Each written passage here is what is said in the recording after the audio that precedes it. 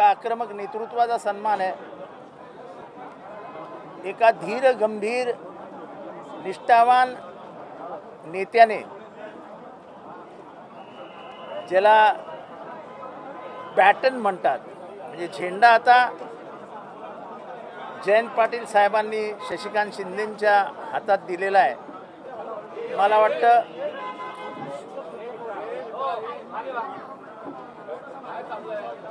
वादळात जी नौका शांतपणाने धीरगंभीरपणाने जयंत पाटील साहेब पुढे घेऊन जात होते, ती योग्य माणसाच्या हातात सुपूर्द करण्यात आलेली आहे। परंतु सर, कुठेतरी शरद पवारांनी सांगितलेलं होतं की सूचक इशारा दिलेला होता की स्थानिक स्वराज्य संस्थांच्या निवडणुका संपल्यानंतर जयंत पाटलांची बदली होणार होती, परंतु असं कधी त्यांनी असं कधी कोणी इशारे दिले नव्हते। पक्षामध्ये बदल घडत असतात, योग्य वेळेला निर्णय घेण्याचं काम नेहमी शरद पवार साहेब करत असतात आणि ही सगळी प्रक्रिया ही मी आत्ता सांगतो ही माननीय जयंत पाटील साहेब यांना विश्वासात घेऊन करण्यात आलेली आहे। तेव्हा अफवांचं पीक उठता कामा नये। आम्ही जरी सगळ्याला साक्षीदार नसलो तर आम्हाला खूप गोष्टी आमच्या कानावर असतात। शरद पवार साहेब आणि जयंत पाटील साहेब यांनी एकत्र बसून हे सगळे निर्णय आणि सगळा ही जी प्रक्रिया आहे याला पुढे नेली।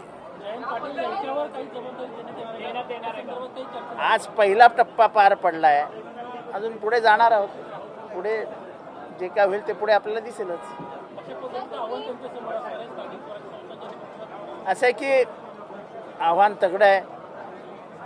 अनैतिक मार्गाने निवडणूक जिंकण्याच्या पद्धतीला सुरुवात झाली आहे।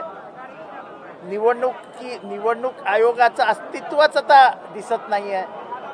बिहारमध्ये जे चालू आहे त्याच्यावरनं लक्षात येतं की या देशात येणारा पुढचा काळ कठीण असणार आहे। निवडणूक आयोग हे सत्ताधारी पक्षाचा गुलाम असल्यासारखं जर वागणार असेल, निवडणूक आयोग हे कठपुतली असल्यासारखं वागणार असेल, तर डॉक्टर बाबासाहेब आंबेडकरांनी संविधानाच्या माध्यमातला जे अधिकार निवडणूक आयोगाला देऊन स्वतंत्र अस्तित्व हे केवळ लोकशाही टिकवण्यासाठी मान्य केलं होतं, त्या डॉक्टर बाबासाहेब आंबेडकरांच्या विचारांचा आणि संविधानाचा पूर्ण पराभव लोकशाहीमध्ये निवडणूक आयोगच करतोय आणि ही धोक्याची सूचना आहे।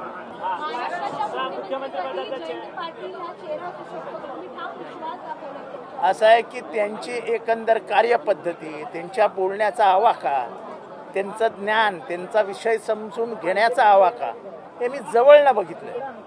त्यांचा शांत धीर गंभीर स्वभाव आणि निष्ठा हे बघितल्यानंतर मी गेले 30, 35, 40 वर्ष त्यांच्याबरोबर आहे। मी त्यांच्यासारखे नेतृत्व गुण फार कमी नेत्यांमध्ये महाराष्ट्रात बघितले। किंबहुना शरद पवार साहेबांबरोबर जे होते त्याच्यामध्ये मी 90 सालापासून त्यांना बघतोय, त्यांच्यासारखा नेता दुसरा शरद पवारांबरोबर नव्हता। साहेबांबरोबर निष्ठेने काम करणारा, त्यांच्या विचारांना 100% मान्यता देणारा आणि एवढ्या प्रगल्भ दुसरं नेतृत्व शरद पवार साहेबांच्या जवळ नव्हतं।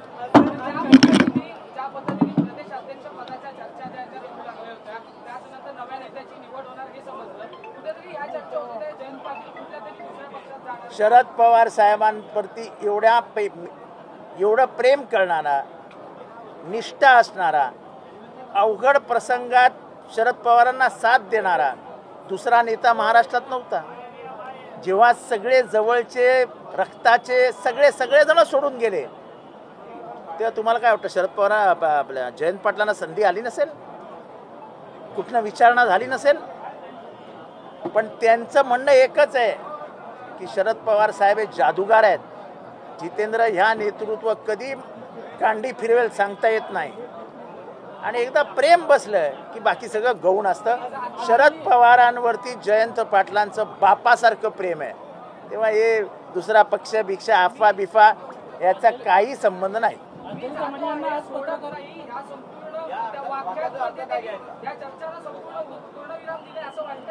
हे बघा, त्यांनी पूर्णविराम, ते चर्चाच तुम्ही लोक चर्चा करत होतात, कशाला त्यांचं नाव जोडता? तुम्हाला TRP असते, तुम्हाला महाराष्ट्रामध्ये वादळं निर्माण करायची असतात, तुम्हाला भरती आणावीशी वाटते समुद्राला, तुम्ही आपले पेटवत असता कांड्या, त्याचा त्यांचा काय दोष? अंजली दमाने यांना आज पत्रकार परिषद घेतली. एक महत्त्वाचा मुद्दा त्यांचा मांडला. मागच्या जमील शेख हत्या प्रकरणात जमील शेख यांचं कुटुंब विरोधी पक्ष नेत्यांना भेट घेऊन जयंत पाटील देखील भेट होतं. फोन करून शरद पवार, अजित पवार आणि उपमुख्यमंत्री अजित पवार आणि उपमुख्यमंत्री एकनाथ शिंदेच्या जवळच्या व्यक्ती आहे म्हणून त्यांनी आरोप केलेला आहे. असं आहे की प्रकरण अगदी स्पष्ट आहे. सगळे पुरावे पोलिसांच्या हातात असताना कुटुंबाने त्यावेळेस जमीलचं प्रेत उचलण्यास नकार दिला होता. पोलीस तेव्हाही संबंधित माणसाचं नाव घेत नव्हते FIR मध्ये. FIR मध्ये नाव असताना त्याचं नंतरच्या चार्जशीटमध्ये नाव नसणं हे सगळं संशयास्पद होतं. त्याच्यावर अंजली दमाने यांनी आज बोट ठेवलंय.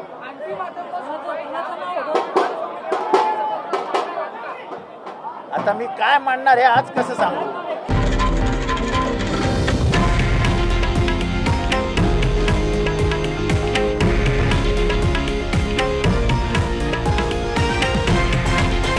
हे आहे देशातील नंबर 1 न्यूज नेटवर्क आणि आपण पाहत आहात TV9 मराठी, एकमेव.